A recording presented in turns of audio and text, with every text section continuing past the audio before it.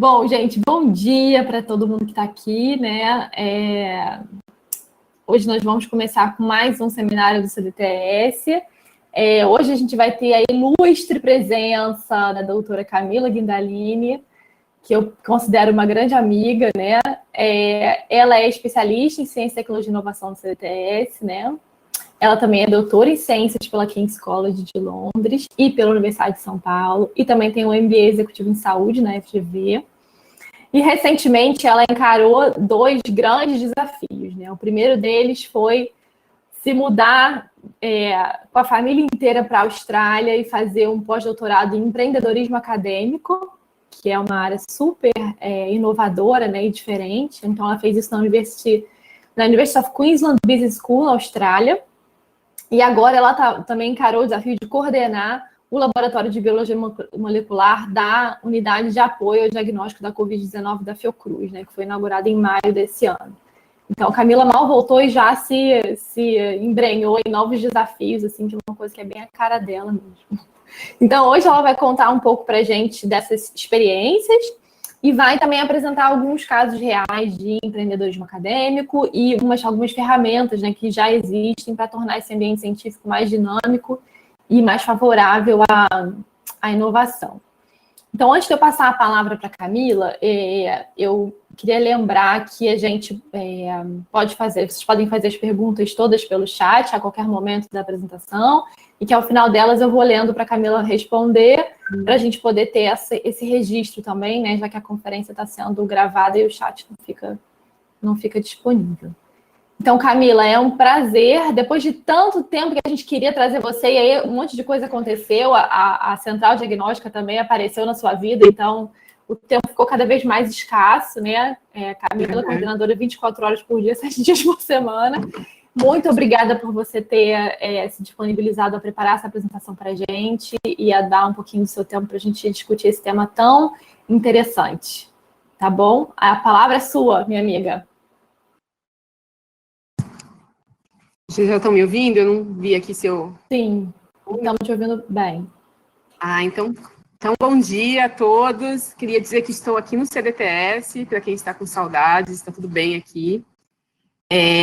Então é isso, eu vim hoje, agradeço muito o convite, estava ansiosa, esperando poder contar sobre essa experiência que eu tive naquele país maravilhoso, que é a Austrália, e também poder hoje, né, contar um pouco como é que está. Eu acho que existe uma curiosidade, né, e uma vontade de saber como é que isso está acontecendo aqui na Fiocruz, essa central de testagem. Então, estou muito feliz de poder estar aqui para compartilhar essas coisas com vocês. E, na verdade, assim, vou falar de empreendedorismo acadêmico, e a Bruna falou, será que você consegue falar da central de testagens também, né? E será que cabem os dois temas, né? E eu acho que super cabe, porque a central de testagem nada mais é do que um grande empreendimento, né? Um grande empreendimento com um modelo de negócio extremamente inovador e eficiente, né? E que está gerando um impacto real para a sociedade, que é isso que a gente vai falar hoje, né? Como fazer com que as nossas tecnologias transbordem da universidade ou das instituições de pesquisa e cheguem de maneira efetiva ao mercado. Quando a gente fala mercado, a gente fala da sociedade, né? Como a gente faz para que essas tecnologias gerem impacto, né? Acho que essa é a palavra da ordem, não, né? Da ordem do momento. Bom, então eu vou começar com um gráfico, não sei se todos conhecem, é um outro projeto que eu tive muito prazer em participar, com Bruna, Fernanda, Marcos, Rafaela. O Observatório de Ciência, Tecnologia e Inovação da Fiocruz é um portal onde a gente agrega uma série de informações sobre a produção científica e tecnológica da Fiocruz. E lá a gente tem um gráfico, não sei se vocês já chegaram, tem um dashboard e um gráfico sobre projetos financiados pelo Ministério da Saúde. Eu peguei a faixa do período todo, para vocês terem uma noção de valores, né? De valores investidos em ciência e tecnologia pelo Ministério da Saúde até 2019. Vocês podem ver que, eu não sei se todo mundo tem essa visão, quando eu, pela primeira vez, visualizei esses números, fiquei surpresa. Eu não tinha noção da dimensão desses valores, né? E nesse mesmo portal tem um um outro dashboard que apresenta as patentes depositadas pela Fiocruz nos últimos anos, também uma evolução temporal, né? As patentes vigentes e o total de patentes. Obviamente que eu estou falando aqui para um público que sabe, né, que patentes não quer dizer inovação, né, que patentes é um indicativo, né, de algo que pode ter um potencial, mas que não significa inovação, né. Mas, de uma maneira geral, a gente vê que existe uma desproporção, né, entre o que é investido e as patentes que estão sendo depositadas. Obviamente também que a gente considera que nem todo investimento em ciência e tecnologia necessariamente precisa virar uma patente, necessariamente precisa virar um produto ou um serviço. E aí eu me pergunto muito, né, isso é bom, isso é ruim, esse número é adequado, não é? E, obviamente, se a gente comparar isso com os Estados Unidos, né, a gente realmente está, em China e Europa, a gente sempre está bastante atrás, né? Tanto em termos de patentes, como em termos de licenciamentos, startups, enfim. E a gente tem hoje, né, uma demanda clara e muito evidente agora, depois dessa grande crise que a gente viveu e está vivendo ainda, né, a importância das universidades, das instituições de pesquisa na solução de problemas, né, então existe uma quantidade imensa de recursos sendo investidos e hoje a sociedade clama, né, e aguarda e confia que esses recursos investidos, né, retornem de alguma forma para a sociedade. E aí, quando o Model me perguntou por que Austrália, né? Por que você foi para lá, né? E aí eu pesquisei muito antes de sair e a Austrália foi escolhida, assim, por mim, né? Além de, enfim, as questões pessoais que eu tinha do momento, mas eu achei super interessante porque a Austrália, diferente dos Estados Unidos, ela tem um ambiente, né? Um contexto, um ambiente inovador muito mais próximo de nós do que os Estados Unidos e a Europa, né?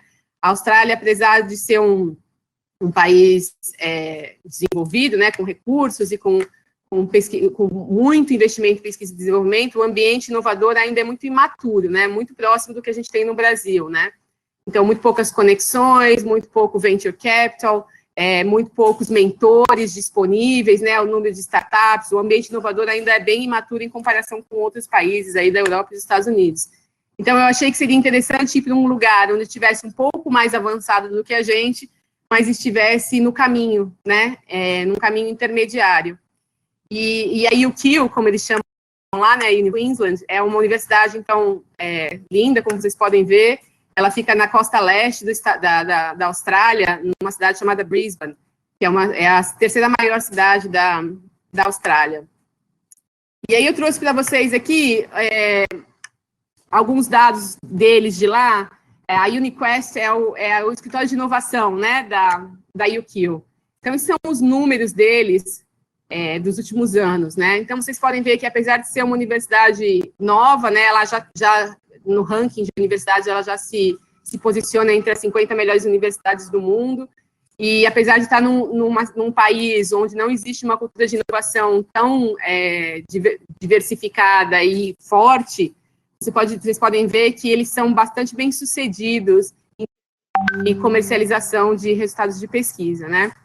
Então, isso transpassando por todas as formas de comercialização, né? Desde acordos de parceria, tecnologias licenciadas, número de startups, número de investimentos para desenvolvimento de startups e também valores bastante expressivos de receitas de produtos que foram vendidos e comercializados a partir de tecnologias desenvolvidas dentro da universidade.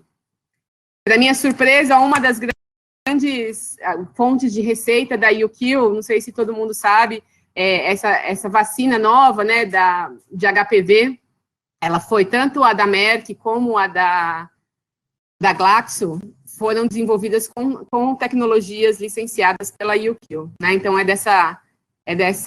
desse único produto que vem boa parte desses bilhões de dólares de receita para a universidade anualmente. Mas vocês podem ver também que a universidade ela tem um portfólio bastante diversificado, né, em temas e números de startups. Então, vocês podem ver que eles são bastante diferenciados mesmo, né? Então, eles conseguem parcerias com grandes empresas e conseguem desenvolver e colocar disponível para o mercado de uma maneira bastante eficiente, um portfólio bastante diversificado. E aí eu tive essa oportunidade de estar nesse ambiente, assim, e por que a UQ é assim, né? Por que a UQ se diferencia tanto, até mesmo dentro da Austrália, né? E eu tive a oportunidade lá de vivenciar o ambiente inovador que eles têm, né? O quanto eles estimulam o empreendedorismo em diferentes níveis, em diferentes fases, para diferentes públicos, né? Então, eles têm uma cadeia de apoio ao empreendedor, né? Que vai desde o Idea Hub, aqui, que eu estou mostrando, que é um lugar onde eles estimulam a mentalidade empreendedora, né? Eles tentam mudar o mindset das pessoas, dos pesquisadores, e aí aqui a gente tem cursos que são específicos para pós-graduandos, tem cursos que são específicos para as mulheres, cursos que são específicos para empreendimentos sociais, empreendimentos ambientais, enfim, existe todo um ecossistema que apoia e que estimula o mindset empreendedor. Depois você tem a Startup Academy, que é um local um pouco mais estruturado, onde você já tem alguma ideia e você quer testar essa ideia no mercado. E depois você tem o acelerador, né, que é o iLab, que é uma fase um pouco mais avançada da jornada empreendedora, onde você já tem a ideia estabelecida, você já validou essa ideia no mercado, que é isso que a gente vai falar aqui, e agora você está pronto para acelerá-la, né, para desenvolvê-la de uma maneira mais intensa, de conectar com investidores e de levar isso efetivamente para o mercado, né? Então, vocês podem ver aqui pelos outros números que eu trouxe, eles são realmente bastante ativos em oferecer oportunidades empreendedoras em diversos níveis, né? E eles fazem uma coisa muito interessante também, que isso faz parte da universidade, já da cultura da universidade, que é estudar, pesquisar o empreendedorismo como uma disciplina mesmo, né? Então, todas as iniciativas, elas são estudadas, são implementadas, são pensadas, e os resultados são medidos, mensurados e publicados, né? Para que isso possa servir de referência para outros lugares. E a maior parte desses estudos acontece, então, na Business School, né? Que é uma unidade da UQ bastante renomada também. E eu passei todo ano em colaboração com os pesquisadores dessa disciplina, Estratégia e Empreendedorismo, fazendo esse pós-doutorado em empreendedorismo acadêmico. Eles estudam diversos tipos de empreendedorismo, mas existia um braço lá que estudava especificamente o empreendedorismo dentro da academia, né, de cientistas e de pesquisadores. E uma dos artigos mais interessantes que eu li lá, e até de um pesquisador bastante ativo lá, que é o Tim Castell, é um ícone da inovação lá na Austrália, ele escreve algo que para a gente eu acho que é muito claro, né? O artigo chama Ideias não são inovações. Isso para a gente, apesar de ser muito intuitivo, talvez não seja tão claro as razões para isso. E a gente vê isso de uma maneira muito expressiva, né? Quando a gente eu falo assim, porque eu sou pesquisadora também, né? Durante muito tempo estive na bancada, durante muito tempo planejei experimentos, escrevi projetos, com uma expectativa enorme do que eu iria fazer, o que eu iria desenvolver, ia ser extremamente aceito e extremamente bem recebido, né? Quando, na verdade, o que a gente vê hoje são, apesar do número bastante reduzido do portfólio de patentes da Fiocruz, a gente vê essas patentes, na sua grande maioria, dentro de um portfólio disponível num site, e a gente não conseguindo, de uma maneira geral, obviamente, com muitas exceções maravilhosas, a gente vê, de uma maneira geral, essas patentes sendo disponibilizadas e não necessariamente sendo incorporadas, né, pelo mercado. Então, apesar da gente ver potencial, apesar da gente entender que aquilo realmente é necessário e importante, o mercado não tem enxergado assim, ou não tem enxergado, ou ele não tem visto isso da maneira como ele precisa visualizar para se interessar. Então, ele descreve nesse artigo que, para uma ideia se tornar uma inovação, ela precisa passar por algumas etapas, né? Essa primeira etapa, que é tirar a ideia e colocá-la em algo tangível, né? Isso é uma coisa que nós pesquisadores fazemos de uma maneira muito, muito natural, né? Então, a gente tem ideias e a gente transforma essas ideias em projetos, em protótipos de produtos, em testes, em vacinas, enfim, a gente consegue fazer isso se tornar real. Mas para isso realmente se tornar uma inovação, existe algo que a gente, como pesquisador, não é ensinado a fazer, que é descobrir como essa ideia e essa invenção, né, que já está nessa etapa de invenção, pode realmente se tornar uma inovação a partir de agregação de valor. Qual é o problema que essa ideia realmente resolve? Como que ela agrega valor, não só para o usuário final, mas para quem vai tomar as decisões por incorporá-la ou não? Essa parece que é uma etapa, ela é uma etapa crucial no processo de inovação, mas ela pelo menos pelos dados que vocês vão ver, ela é bastante negligenciada. A gente tende a escalar muito rápido, né? A querer já colocar no mercado algo que ainda não foi testado pelo mercado. Esse escalonamento prematuro é o grande erro da academia, segundo uma grande parte dos estudos, né? O premature scaling é algo que atrasa o desenvolvimento, porque se você leva para o mercado algo que realmente não está pronto, não pronto em termos do produto final, mas pronto em relação ao que o mercado quer, e quando eu falo mercado aqui, gente, eu não estou falando mercado financeiro, né, para a gente receber retorno financeiro, eu estou falando mercado de sociedade, de impacto, quem vai decidir, Ministério da Saúde, que vai decidir comprar aquela tecnologia ou não, incorporar aquela tecnologia ou não, é isso que eu estou querendo dizer quando eu falo mercado. Então, quando o mercado, você não está com uma tecnologia pronta, no sentido do mercado aceitá-la no formato em que ela está. E aí que entra o empreendedorismo acadêmico, né? Então, é uma área extremamente em voga hoje, né? Que é um dos caminhos para a gente conseguir melhorar essa transferência de tecnologia da universidade para o mercado. Eu fiz, com os ensinamentos que eu tive de Bruna, Priscila, eu fiz com o pessoal de lá um artigo que está seguindo para publicação, assim que eu consegui acabar de revisá-lo, que fez um levantamento bibliográfico, né, do empreendedorismo acadêmico na literatura, e vocês podem ver que ele realmente é um tema que está recebendo cada vez mais destaque na comunidade científica, e ele tem uma série de definições, né, existem autores que definem empreendedorismo acadêmico único e exclusivamente como a formação de novos negócios, né, por membros da universidade ou das instituições de pesquisa, mas nesse artigo e nesse entendimento que a gente teve durante esse processo lá na Austrália, o empreendedorismo acadêmico, ele é uma atividade de comercialização com o objetivo de transferir conhecimento científico para o mercado, e ele pode vir na forma não só de startups e de spin-offs, mas também de patentes e de licenciamento e de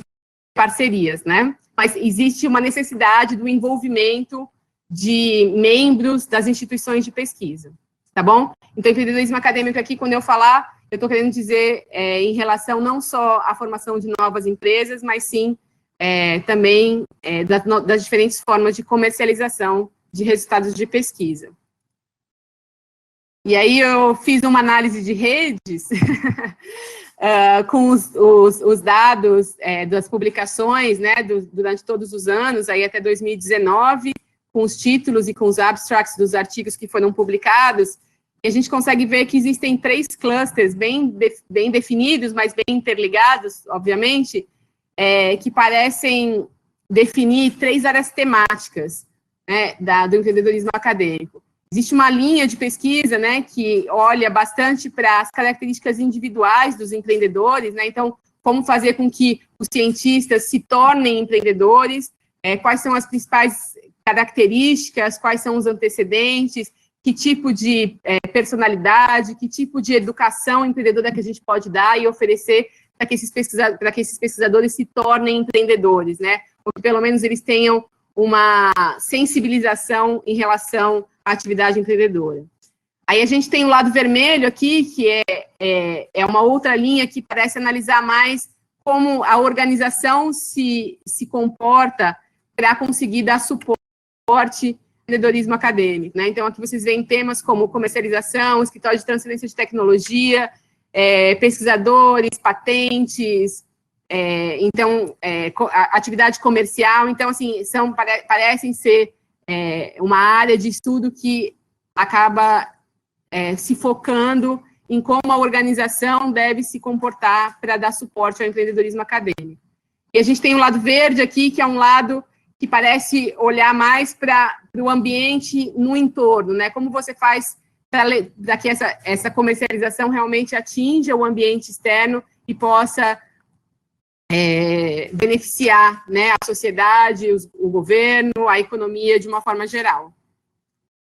E se você olha para isso, então, você consegue criar um framework, como a gente colocou, né, de um caminho do empreendedorismo acadêmico, né? Então, para o empreendedorismo acadêmico acontecer, você precisa de pesquisadores sensibilizados que possam olhar para aquele resultado de pesquisa e entender que aquilo pode ter um potencial comercial, ou que podem desenvolver os seus projetos de pesquisa com esse olhar, né, com esse objetivo, não que ele tem que ser exclusivo, mas ele pode acontecer. Então, você precisa de pesquisadores que tenham essas características, você precisa de uma organização que dê as condições, as ferramentas, que faça as conexões necessárias para que essa pesquisa tenha um ganho comercial, e você precisa, então, de um ambiente externo, né, um governo que apoie mecanismos de fomento, conexões com a indústria, para que esse ganho comercial possa efetivamente atingir o mercado. Então, se você olhar para essas três etapas, você, teoricamente, estaria... Esse é o que a literatura tem mostrado, né? Que essas seriam as 3 etapas necessárias para o empreendedorismo acontecer de uma forma linear, parece, né?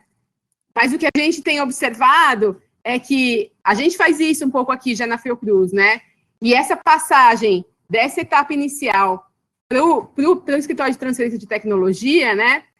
Se ela for feita de uma maneira muito prematura, acaba acontecendo o que a gente vê, né?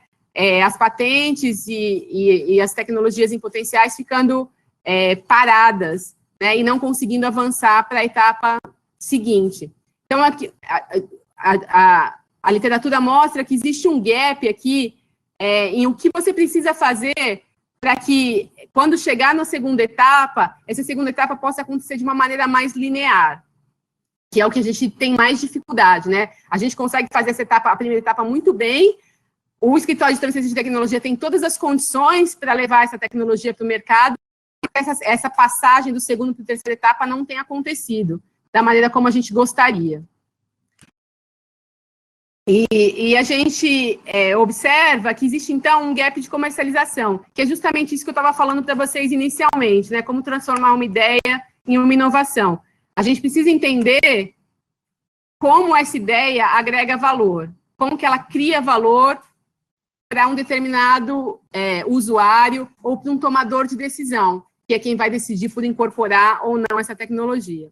Então, entender como essa tecnologia resolve um problema é crucial para que o empreendedorismo acadêmico aconteça de uma maneira mais eficiente. Quando eu falo resolver um problema, quando a gente tenta, quando a gente escreve um projeto de pesquisa, a gente tem certeza do problema que a gente está tentando resolver, né? O problema macro que a gente está tentando resolver. Mas acontece que, para uma tecnologia realmente ser incorporada pelo mercado, esse problema, ele tem que ser pessoal, de quem vai tomar a decisão. Pessoal, que eu digo assim, a pessoa que vai tomar a decisão precisa entender e ter a compreensão de que aquilo é realmente um problema. Porque se isso não acontecer, se você não resolver um problema de verdade para a sociedade ou para o tomador de decisão, a sua tecnologia vai ficar parada no meio do caminho. Vou mostrar exemplos de como isso é importante.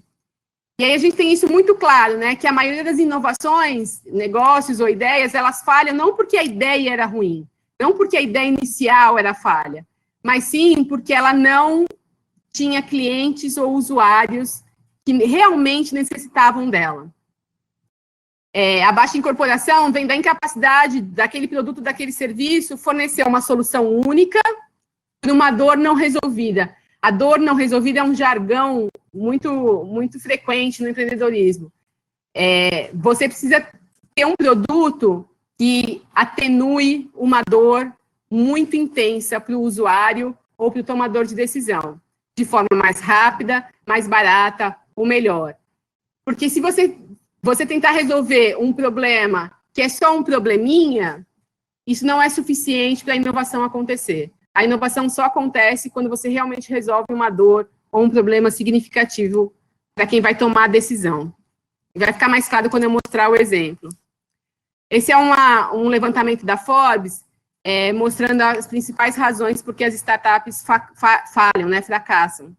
E a top one aqui não existe necessidade de mercado. Então, você chega lá no mercado com uma tecnologia pronta, com uma startup eventualmente formada, mas não existe um mercado para ela, apesar de você inicialmente imaginar que esse mercado existia. Então, o criador do processo da Lean Startup, que é um processo que a gente chama de Startup enxuta em português, que é um processo bastante em voga e utilizado por todos os empreendedores atuais. A gente parou de fazer planos de negócios e agora a gente faz Business Model Canvas, né, que é o Canvas de modelo de negócios, a partir dessa metodologia que chama Startup enxuta. A pergunta nessa metodologia para tecnologias de complexas, né, como a gente trabalha, a pergunta não deve ser: esse produto, essa tecnologia pode ser produzida? Essa é a pergunta que a gente faz como pesquisador. A gente pode produzir isso? Aí você fala: não, eu posso, e eu vou lá e produzo. Mas a pergunta, para você realmente levar esse produto para o mercado, não deve ser: ele pode ser produzido, mas sim, ele deve ser produzido. Será que existe uma necessidade real de um novo produto para o mercado? E isso tem que ser feito não baseado nas suas próprias interpretações sobre o que é importante e o que não é, mas sim sobre o que o mercado acha que é importante. E é uma diferença bastante sutil, mas que eu percebi durante a minha estada na Austrália, em que eu acompanhei muitos pesquisadores passando por esse processo de Lean Startup, que a ideia que o pesquisador tem do mercado que ele está trabalhando para, né, não é a real. Né? Muitos pesquisadores, eles ficavam surpresos com os resultados das entrevistas que eles faziam quando eles iam até o mercado e falavam: olha só, eu tenho essa tecnologia, o que você acha? E o mercado falava: olha, eu não preciso disso, eu não quero isso, ou eu já tenho isso. Né? Então, é um processo bastante frustrante, mas muito esclarecedor para todos os pesquisadores que eu acompanhei durante o processo de Lean Startup. E esse autor, o Chesbrough, ele é o papa da inovação aberta. Quem lê sobre isso já deve ter lido sobre ele. Ele tem um livro chamado Inovação Aberta, né, Open Innovation, em que ele deixa muito claro que as tecnologias só vão adquirir um valor econômico quando elas forem levadas ao mercado de uma maneira associada a um modelo de negócios. Então, não adianta eu ir desenvolver a tecnologia, todo o processo tecnológico de uma maneira muito rápida e linear, se isso não for acompanhado com um modelo de negócios que faça um equilíbrio e faça um balanço, uma adaptação. O modelo de negócio, se ele for feito junto com o desenvolvimento da tecnologia, ele faz com que a tecnologia, ao chegar ao final do processo, ela esteja muito mais preparada para ser recebida pelo mercado. Então, ele coloca de uma maneira bem clara assim: a não ser que as tecnologias sejam conectadas ao mercado através de um modelo de negócio viável, a maioria das descobertas científicas valerá muito pouco, ou terá um impacto muito pequeno. E isso é o que a gente vê. A gente vê tecnologias incríveis sendo desenvolvidas de maneira isolada do mercado, né, de um modelo de negócio. A gente vê isso acontecendo de uma maneira bastante eficaz, mas a gente vê que elas acabam não tendo um valor econômico ou valor realmente em relação ao impacto que ela tem para a sociedade. Ela não é incorporada. Né? E se ela não é incorporada, não adianta ela ter sido desenvolvida. Então, o que ele propõe é que as coisas sejam desenvolvidas simultaneamente. E essa mudança de mindset e de forma de fazer que eu entendi durante essa minha estada na Austrália, que é importante a gente tentar incorporar, né, dentro das instituições de pesquisa. Se a gente quer que realmente algo, obviamente que, de novo, eu estou diferenciando aqui, né, a pesquisa básica da pesquisa aplicada. Para a pesquisa aplicada, se a gente quiser realmente que a gente produza algo que tenha uma conexão com o mercado, essa pesquisa não pode ser só pesquisa tecnológica, a gente não pode só investir na tecnologia, a gente tem que investir também no modelo de negócio para essa tecnologia chegar ao mercado, porque não adianta ela chegar sozinha, sem um modelo de negócio. E aí foi criado, então, baseado na Lean Startup, um movimento chamado de Lean Launchpad, que já tem, assim, bastante seguidores nos Estados Unidos, então muitas universidades já obrigam, né, já exigem que seus pesquisadores passem por esse processo. A NSF, a National Science Foundation dos Estados Unidos, todos os projetos financiados por eles, os pesquisadores são obrigatoriamente incorporados dentro desse programa, para que a pesquisa realmente, que eu estou falando para vocês, ela aconteça acompanhada do desenvolvimento do modelo de negócio, o desenvolvimento da tecnologia acoplado ao desenvolvimento do modelo de negócio. Então, lá nos Estados Unidos, essa metodologia Lean Launchpad foi denominada Innovation Corps, I-Corps, e se vocês buscarem isso, vocês vão ver que isso está bastante disseminado nos Estados Unidos. Então, ela se propõe, então, a identificar oportunidades de mercado, reduzir o tempo de chegada da tecnologia, fazer com que os pesquisadores adquiram essas habilidades empreendedoras e conectar a comunidade tecnológica, empresarial, né, fazer essa conexão com o mundo externo, né. Eu achei bastante interessante como eles colocam a chamada do I-Corps, né, bem para pesquisador mesmo, né, eu leio isso aqui, eu me identifico, né.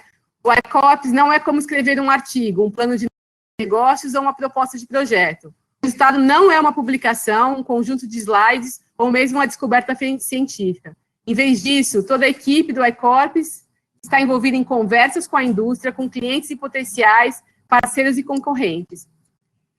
Sair do laboratório, eles têm esse é o lema da Lean Startup e do Lean Launchpad, get out of the building. Né? Você tem que sair do laboratório e conversar com as pessoas, entrevistar pessoas, entrevistar potenciais clientes, entrevistar potenciais usuários. E as descobertas e os insights que você tem ao conversar com as pessoas, eu sei que isso é muito difícil para o pesquisador, né? A gente está acostumado a viver no nosso mundo aqui, no nosso laboratório, no nosso computador. É muito difícil para a gente sair do prédio, sair de dentro do laboratório e enfrentar o mundo. Mas, ao enfrentar o mundo, eu vivenciei isso e tenho vivenciado isso agora com uma disciplina que eu vou mostrar para vocês, que a gente está conduzindo com a FGV, o quanto isso é transformador para o pesquisador. Né? Você conversar com quem você está desenvolvendo, para quem você está desenvolvendo os seus projetos de pesquisa. Vocês podem ver que os números do I-Corps até 2018 são impressionantes, né? Mais de 600 startups formadas, 300 milhões de recursos, né, levantados, e já houve até aquisições de startups por empresas maiores, né?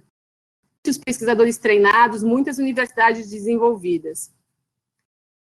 A Austrália copiou esse modelo de Lean Launchpad, criou o OnePrime, que começou já há alguns anos, em 2014, e ele também tem resultados bastante interessantes, né, com bastante gente treinada e bastante empresas formadas, e eu acompanhei de perto 2 rodadas, né, fui mentora desse processo junto com os pesquisadores, né, e eu vivenciei mesmo o pesquisador se chocando, se frustrando, e mudando completamente a sua forma de fazer pesquisa e o seu projeto e a sua tecnologia a partir desse feedback do mercado, né, seja ele do usuário final ou das empresas para quem ele gostaria de licenciar, do governo que iria incorporar essa tecnologia, conversar com essas pessoas muda radicalmente a forma de fazer pesquisa.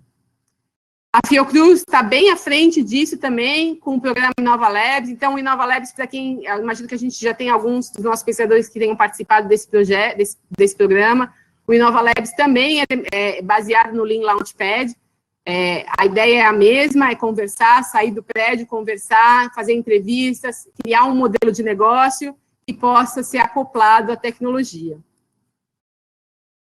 E um dos resultados dessa minha experiência com a Austrália, né, a gente escreveu um projeto, porque eu participei também de uma outra iniciativa lá, então eu falei até agora de ensinar o pesquisador, empreendedor, né, e eu participei de uma iniciativa lá durante os 2 semestres, com uma disciplina que chamava comercialização em prática, né? Ao invés de ensinar o pesquisador a ser empreendedor, o que eles faziam? Eles já fazem isso há mais de 10 anos.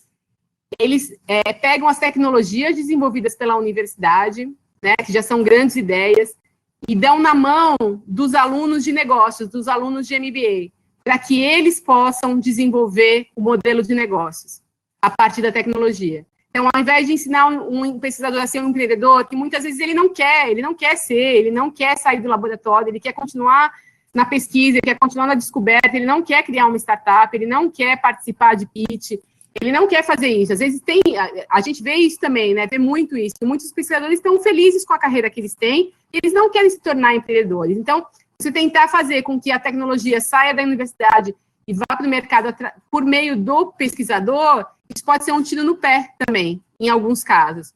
Então, uma alternativa aí seria juntar expertise, né? Então, os alunos de MBA precisam aprender a usar as metodologias e precisam desenvolver modelos de negócio, e os pesquisadores precisam que as suas ideias sejam incorporadas a um modelo de negócio. Por que não juntar essas duas coisas, né?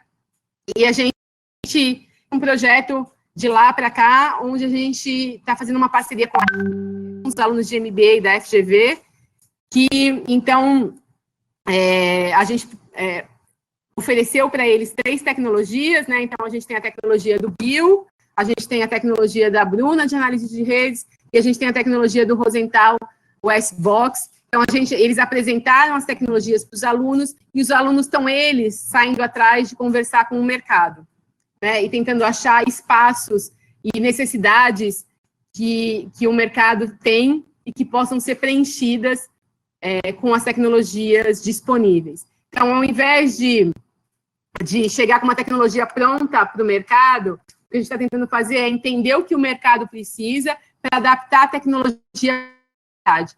Então, é um pouquinho já no final, porque esses 3 projetos já estão bastante avançados, né? Mas a gente está, então, pesquisando o mercado, entendendo qual é o problema real do mercado, para ver se a nossa solução consegue atender esse problema de verdade.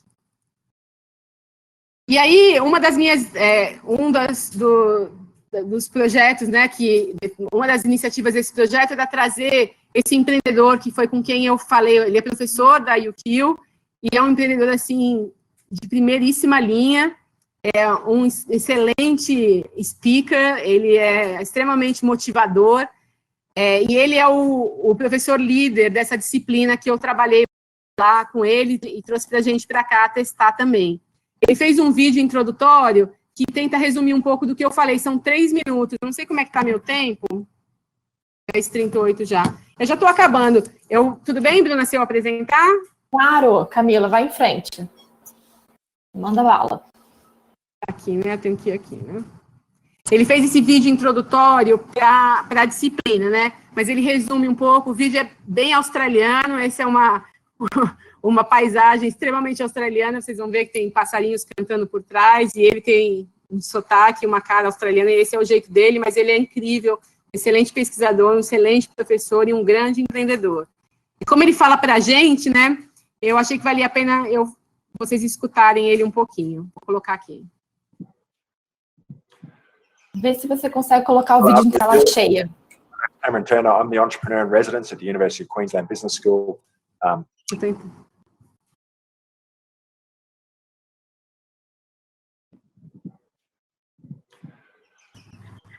Olá, Brazil. My name's Cameron Turner. I'm the entrepreneur in residence at the University of Queensland Business School. And I'm really excited to be bringing this message to you because I know Camilla has been talking to you about the commercialization and practice course that I've been running here at the University of Queensland. In fact, the University of Queensland's been running this course for 15 years, and we've seen tremendous success. And it's a great way to get experience in understanding technologies and how technologies can change the world. What you're going to be learning over this commercialization and practice course is how do you identify a problem for a solution. What we find in universities is we're really good at coming up with solutions, but not so great at working out what problem does that solution solve. And so what the commercialization and practice course that we've been running for a decade or so has helped us try and understand some of the key insights into how do we understand the problem before we actually try and commercialize the solution. And that's just so fundamentally important. It's so important to be able to understand the problem first before you seek to commercialize the solution. And so over the course that you're going to be going through in this program, what you're going to be learning is some real tips and tricks which we've developed from the Lean Launchpad program, the Lean Startup program, which help you understand the customer, help you understand the humans that are going to benefit from your ideas, from the technologies you might be working with. And it's because it's really not until you understand the people that have the problem until you can actually really work out, how can I solve that problem with my idea, with my technology, with my solution. What we know, and you'll probably see a slide like this that says that most product, services, businesses fail, not because the idea doesn't work, but because it fails to solve the right problem. It solves a problem, but not the problem that the right people care about. And so what you're going to be learning over this program is how do we understand the problem first and then build a solution? How do we create a business model that's going to help to create, deliver, and capture some value for the customers? And when we talk about customers, we're talking about the people who are going to benefit from the idea. They're not necessarily the people that are going to pay you money. They might be. They're going to be people who benefit from the idea. So look, Camilla was a great help to us when we were running our program when she was over here in Australia. And I'm so excited that she's going to be helping deliver the program in Brazil. Eu acho que tá bacana, ele agora vai falar do programa de verdade, mas eu acho que ficou claro, não sei se ele conseguiu resumir o que eu estou tentando passar para vocês, né? A gente precisa encontrar um problema que realmente precisa ser resolvido. E esse problema tem que ser bastante dolorido para quem vai tomar a decisão de comercializar. Ao contrário, essa tecnologia não vai chegar até o mercado. Então, ele mesmo criou esse caminho, né, para as ideias das universidades. Então, primeiro, você tem uma solução, né? Mas primeiro você tem que provar que existe um problema. Depois, você tem que provar que a sua solução resolve esse problema. Depois, você tem que mostrar que você consegue criar um negócio a partir desse problema, a partir dessa solução, desculpa. E aí, ser capaz de escalar, né? Isso no caso de uma startup, né? No caso de um licenciamento, é um pouco diferente. Então, o caminho do empreendedorismo acadêmico não começa com a solução, começa com um problema. A gente precisa identificar o problema. E isso vai ficar bastante claro quando eu mostrar para vocês um caso deles, que tem uma diferença muito grande entre o usuário e a gente, quando escreve nossos projetos, a gente pensa no usuário, né? Quem vai usar a nossa vacina, quem vai usar o nosso kit diagnóstico, quem vai usar o nosso medicamento. A gente pensa nessa pessoa como usuário final e como beneficiário da nossa tecnologia. Mas a gente esquece que antes dessa tecnologia chegar até lá, ela precisa passar por alguns decisores, né? Tomadores de decisão. E para que ela chegue até lá, o tomador de decisão tem que entender que isso é um problema, porque senão ele não vai deixar isso seguir o caminho que tem que seguir, né? Então, a gente precisa achar um fit entre o problema e a solução, e não ao contrário, chegar com a solução no mercado e ver se alguém se interessa por ela. Então, eu trouxe aqui um exemplo, desculpa, não está na apresentação. Aqui um exemplo de uma tecnologia, o Cameron é CEO dessa empresa, né, da Progel, e ela é uma tecnologia muito simples de microgéis, né? Então, assim, são microgéis que conseguem encapsular diversos elementos bioativos, como óleos, minerais, medicamentos, e também células, probióticos, leveduras, enfim, você consegue encapsular os ativos biológicos de uma forma geral. O interessante dessa tecnologia é que ela tem, o release dela, eita, fugiu a palavra.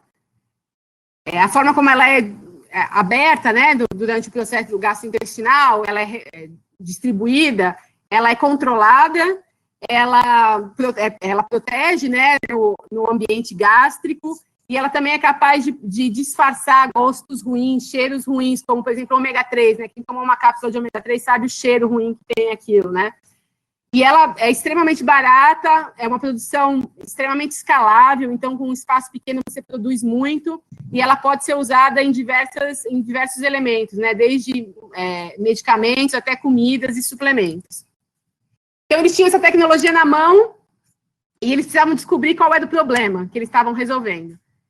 E aí eles descobriram um problema, né? Dentre todos os problemas na área de alimentação, eles descobriram um problema muito agudo para eles, né? que a maioria dos probióticos, eu não sei se todos sabem disso, isso foi uma surpresa para mim quando eu escutei, que a maioria dos probióticos disponíveis no mercado, eles não sobrevivem ativos, né, vivos, depois de 15 a 30 dias dentro do iogurte.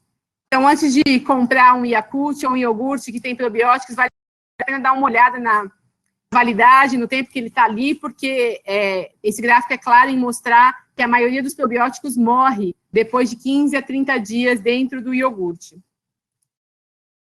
E aí eles fizeram uma comparação com o líder do mercado, né, a Yakult. E eles mostraram de uma maneira bastante clara para nós pesquisadores, isso é muito fácil de ver, né, que depois de alguns dias, né, o Yakult, né, depois de 40 dias, quase que a totalidade de probióticos disponíveis no Yakult tinham morrido, né, já estavam inativos. Enquanto isso, os probióticos que foram encapsulados por essa tecnologia da Progel, que estavam nessa bebida Perk, né, que é a bebida que eles desenvolveram, eles estavam vivos após 120 dias, né, numa quantidade bastante expressiva. E aí, eles tinham esses resultados nas mãos, né, a Yakult já tinha sido exposta na mídia, dizendo que os probióticos das bebidas deles não tinham uma viabilidade muito longa. Isso já era um problema, eles acharam, olha só, resolvemos o problema da Yakult, vamos levar a nossa tecnologia para a Yakult, o CEO da Yakult, e ele vai querer licenciar a tecnologia, porque, afinal de contas, isso resolve o problema dele, né?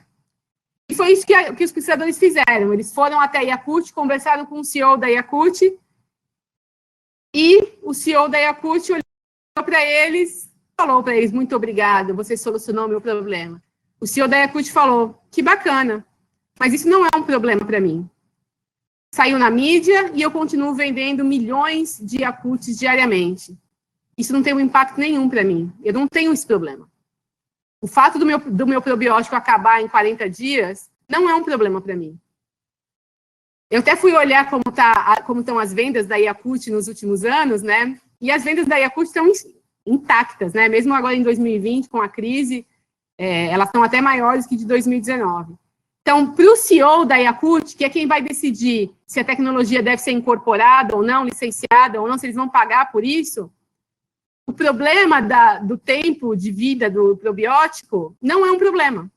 Se ele tivesse apresentado isso para o pesquisador, para o P&D da Yakult, provavelmente o P&D ia ter falado, nossa, que incrível, quero isso agora.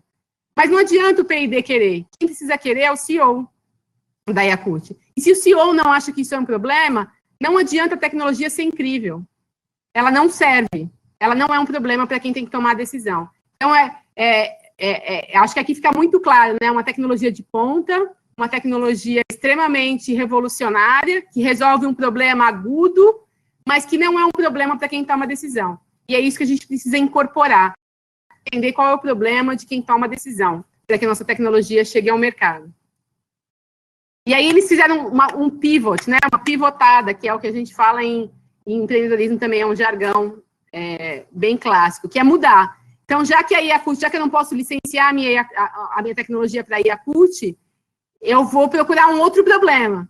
E aí eles encontraram a Piper, que é uma jovem super consciente da saúde, que se preocupa com a saúde física e mental, faz yoga, se alimenta bem, é vegetariana, e a Pepper queria tomar probiótico, mas os probióticos disponíveis no mercado ou tem muito açúcar ou tem lactose, e ela não quer tomar, ela não quer ingerir produtos que tenham lactose. Então, a Piper tem um problema, ela quer um produto que não existe no mercado. E aí eles desenvolveram essa bebida que chama Perk, que é uma bebida, um suco bem levinho, com bem pouca frutose, com nada de açúcar, né, com um índice calórico bastante baixo, mas com bilhões de probióticos, né, ativos, encapsulados e que duram por um bom tempo. A Perk hoje ela está em todos os supermercados da Austrália, em todos os coffee breaks que eu participei. Então, assim, é algo que realmente foi incorporado pelo mercado, frustração. Né? Mas aí foi encontrado no mercado um problema, né? uma parcela da população que gostaria de consumir probiótico, mas não estava satisfeito com o que tinha disponível no mercado. E aí a tecnologia chegou. Vocês podem ver que tem um selinho da Yukio aqui, mostrando o quanto... e é isso também, né? Essa população é muito preocupada com ciência, é muito engajada com ciência, e então um logo da Yukio na bebida agrega valor também. Então é isso. É um caso, assim, para mim, bastante emblemático, que tenta resumir um pouco do que eu falei, espero que tenha sido clara. E aí, agora, para a gente terminar, e tentar, mais uma vez, exemplificar, né, a gente tem um problema, né, então a gente tem, acho que não tem ninguém no mundo hoje que não saiba desse problema, né, então a gente tem a Covid, desde o início do ano, aqui no Brasil, e a gente tem um problema que é a necessidade de testagem, né. A gente precisa testar mais, a gente precisa isolar, a gente precisa controlar, e para isso a gente precisa ter condições de testar. Por um outro lado, a gente tem a tecnologia, a gente tem Biomanguinhos desenvolvendo um kit extremamente eficiente, a gente tem a BDI, né, e todas as outras empresas de tecnologia, com robôs, com pipetadores, com PCRs em tempo real, isso disponível. A gente precisava de um modelo de negócio que funcionasse, né? A gente precisa disponibilizar testes para a população. E os LACENs, no formato que eles têm, eles não são eficientes, não resolvem esse problema de uma maneira efetiva. Então, uma solução que foi pensada pela Fiocruz, e para mim, como eu disse no início, é um grande empreendimento, é a unidade de apoio diagnóstico da Covid, que foi construída aqui no Rio de Janeiro e também no Ceará. Então, é uma central de grande processamento que junta a tecnologia e disponibiliza para a sociedade, né, os LACENs, que é quem tinha os problemas, e para o governo, um local onde possa ter testagem em grande massa, né, com qualidade e com rapidez, que é isso que o mercado, né, a sociedade precisa nesse momento. Então, só alguns dados da central. Ela foi construída com verba da Fiocruz, do Ministério da Saúde, mas também recebeu um grande apoio do Todos pela Saúde, então muitos equipamentos, muitos insumos foram comprados com verba do Todos pela Saúde. Ela hoje, no Rio de Janeiro, ela é uma área de 2.600 metros quadrados, ela foi construída em apenas 2 meses, foi construída do zero, não sei se todos já tiveram a oportunidade de ver onde ela fica ali na frente do CECAL, do antigo CECAL do ICTB, é uma unidade linda, construída do zero, em apenas 2 meses. A capacidade de processamento teórico é de 15 mil testes de PCR por dia e 10 mil testes sorológicos, IgG apenas, não IgM, por dia. A gente tem 11 extratores MDI, que vieram lá da BDI, né, da China.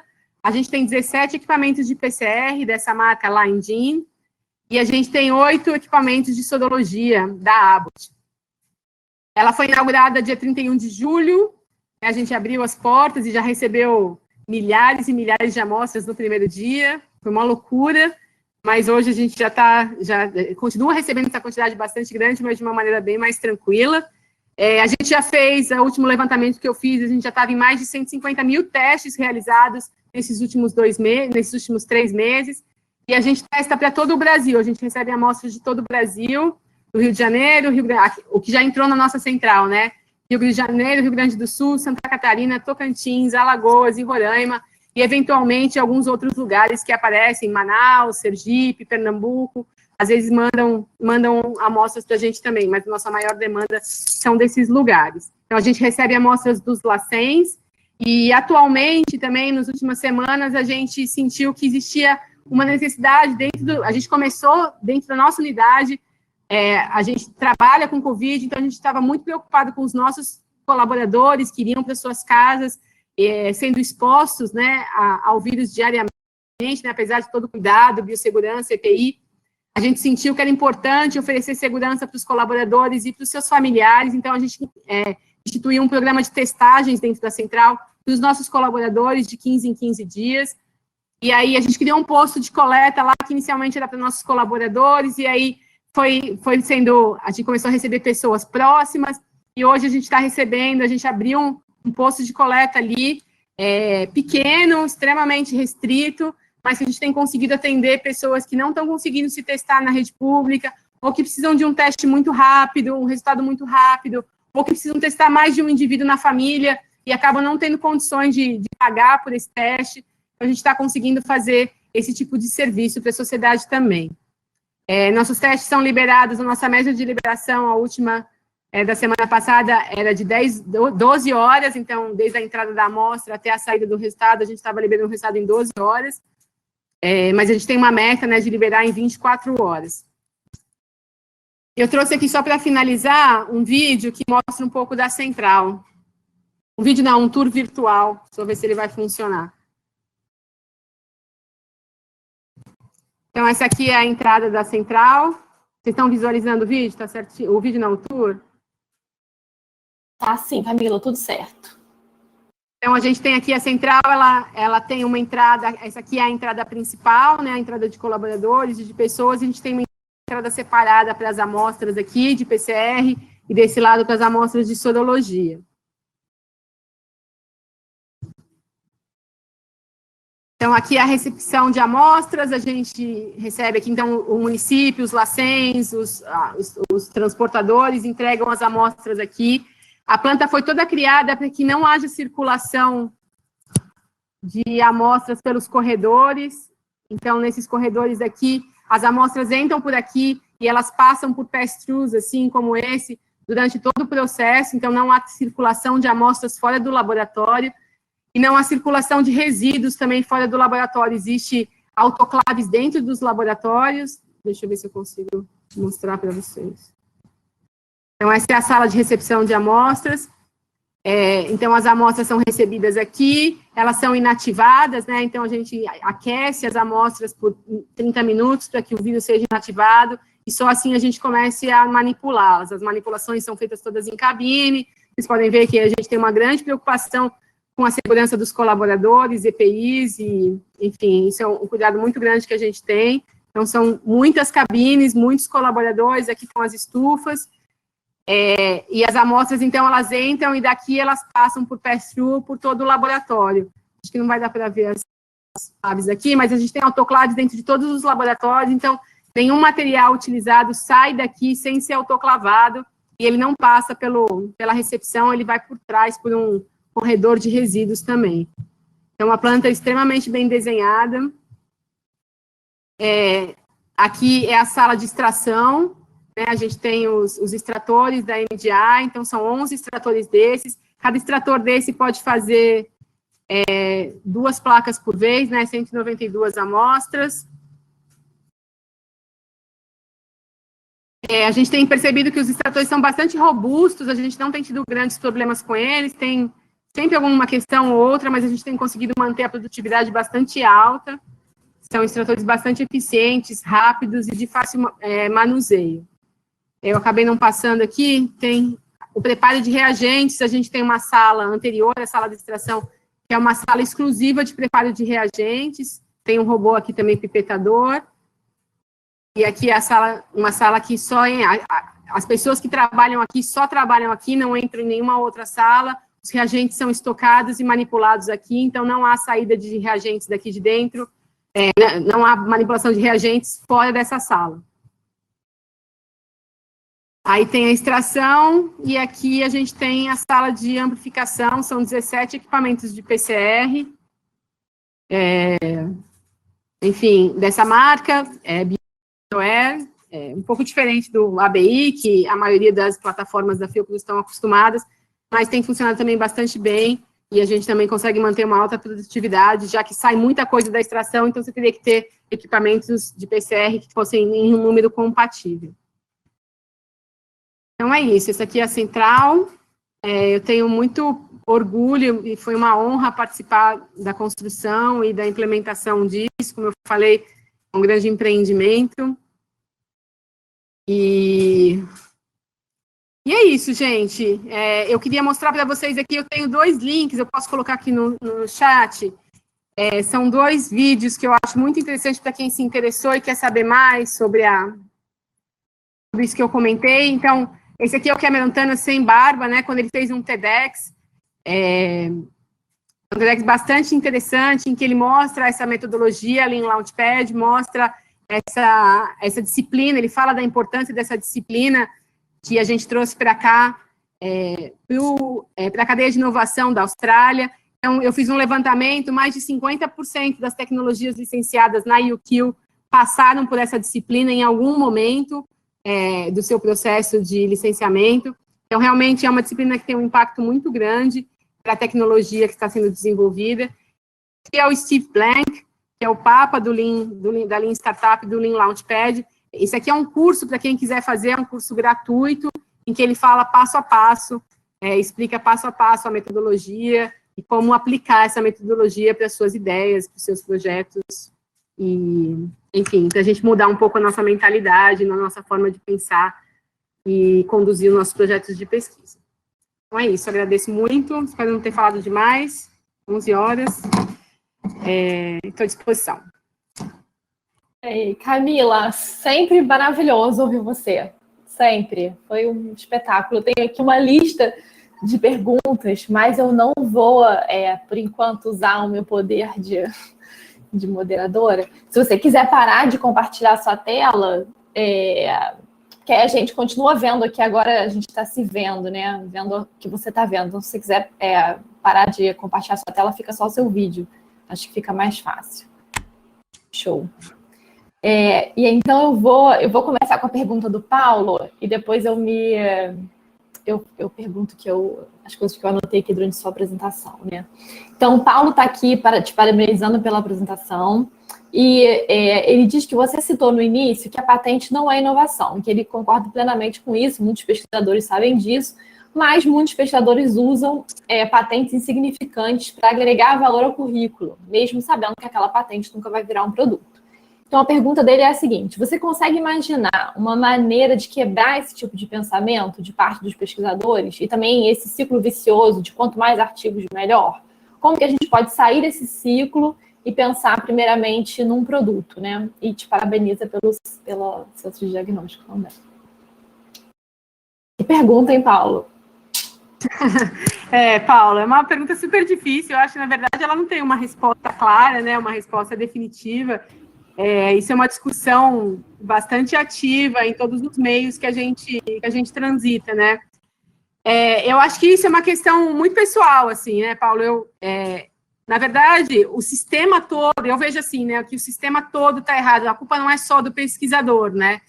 Se para que ele consiga avançar na carreira, para que ele consiga receber financiamento, ele precisa de um número X de artigos, precisa de número X de patentes. Se esse é o que o sistema pede, não é muito culpa dele sair desse processo, né? Ele não tem como escapar desse ciclo, né? Então, assim, eu vejo isso mais como um problema do sistema do que um problema exclusivamente do pesquisador. Eu acho que o pesquisador dança conforme a música, né?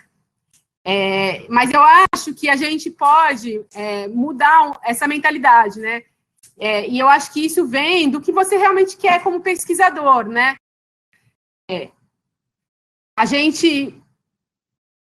Durante muito tempo, eu segui o caminho tradicional da pesquisa, né, que fazer a pesquisa, publicar o artigo, cada vez em revistas mais conceituadas, cada vez um número maior de artigos, e para mim, eu cheguei no entendimento pessoal mesmo, de que eu gostaria que isso fosse diferente, né, eu queria que a minha carreira tivesse um outro rumo, né? Então eu parei de me preocupar com isso e tentei atacar outras iniciativas, né? Mas isso foi uma decisão pessoal, né? E eu acho que é assim que infelizmente, as coisas têm que ser feitas enquanto o sistema exigir que as pessoas tenham X artigos. Não importa se ela publicou na Nature, o que importa mais é que ela publicou 10 artigos naquele ano. Isso está errado, né? Não importa se ela conseguiu licenciar uma tecnologia, mas sim se ela teve 10 patentes. Essa métrica é errada. E aí, enquanto você depender dessa métrica para poder avançar na sua carreira, não tem como você fugir disso, né? Não sei se eu fui clara. E aí acaba sendo uma decisão pessoal mesmo, entendeu? Do próprio pesquisador. Eu sei que quando eu decidi atacar outras frentes, outras iniciativas e ter uma postura diferente da postura tradicional, eu sei que eu perdi. Eu perdi chance de ganhar projetos, eu sei que eu perdi chance de ganhar bolsas. Eu sei, mas isso foi uma decisão pessoal. E é muito difícil tomar essa decisão. É isso aí. A Cláudia tem uma pergunta. Cláudia, você consegue fazer agora pelo microfone? Bom dia a todos, me ouvem? Sim. Ok. Bem, parabéns pela excelente apresentação, Bruna, muito estimulante, grandes projetos. Eu ainda não tinha ouvido o seu relato da Austrália, foi muito bacana. Acho que tem muitas coisas, muitos ensinamentos para o caso brasileiro e também a sua experiência no centro de testagem, né, nessa plataforma de testagem, que também é uma inovação em muitos sentidos para a Fiocruz, e a gente fica feliz de você ter essa competência de colocar esse projeto na rua. Bem, na verdade eu tenho mais de uma pergunta, né, se for possível responder, né. Em relação a essa observação da patente que o Paulo fez, a minha opinião é o seguinte: você tem que ter limite para o quanto a instituição, o tempo de pagamento de manutenção desse direito de propriedade industrial. Você não pode simplesmente, uma patente que não está sendo licenciada, ficar pagando, mantendo esse direito por longos anos. Você tenta, durante um tempo, promover a instituição, né? A instituição tenta por um certo tempo, que pode ser, por exemplo, eu trabalhei num escritório dos Estados Unidos, eles mantinham essas patentes por 2 anos. Em 2 anos não era licenciado, a patente era abandonada, não se pagava mais, a não ser que o pesquisador quisesse ficar com a titularidade e pagar por conta própria, né? Manter toda a família de patente. Mas isso é uma outra discussão, né? A minha pergunta é o seguinte: na primeira parte, né? A questão, você mencionou que muitas coisas não dão certo em startup, mas como é a cultura do fracasso lá na Austrália? Porque aqui, no Brasil, isso é visto como uma coisa muito negativa, e ela pode ser inibidora de futuros casos bem-sucedidos, né? Então, o próprio mercado brasileiro pode colocar empecilhos. Aquela pessoa tentou e captou recursos, não deu certo, agora ela quer outra, enfim, quer outra oportunidade, mas eu vejo sempre isso como uma diferença cultural, né? Eu não sei como é na Austrália, né? Mas, por exemplo, nos Estados Unidos isso não é um impeditivo de maneira alguma. Aqui a gente ainda está numa fase embrionária, né? Então, como lidar com isso? A segunda questão, em relação à plataforma de testagem, também fantástica a sua exposição. E quais foram os principais desafios para a implantação dessa plataforma, seja do ponto de vista tecnológico, seja do ponto de vista da logística, de recebimento, por exemplo, de amostras, né? Porque você mencionou que recebeu amostra de vários estados, né? E, enfim, isso é uma logística que, para mim, na área pública, não sei se é tão... Não é igual fazer no laboratório lâmina, né? Então, como ficam esses desafios e como você vê a perspectiva futura dessa plataforma de testagem? Obrigada, desculpa se eu me alonguei demais. Muito obrigada. Ai, Cláudia, obrigada. Foi uma excelente pergunta. As duas perguntas. Vou falar primeiro da Austrália.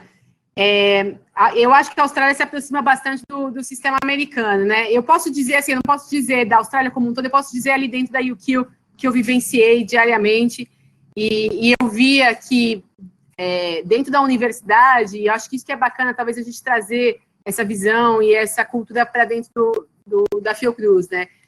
A universidade como um todo cultivava esse espírito empreendedor, né? E quando a gente fala de espírito empreendedor, a gente fala dessa cultura de fale, se você vai falhar, que você fale rápido, né? Então, fail fast, né? Então, assim, é isso que eles colocam como, o empreendedorismo coloca, né? Como mantra, né? Que você vai falhar, você vai. Agora que você fale rápido, né? E eles cultuam isso constantemente, estão trazendo empreendedores para falar, e normalmente os grandes empreendedores, isso é muito claro, né?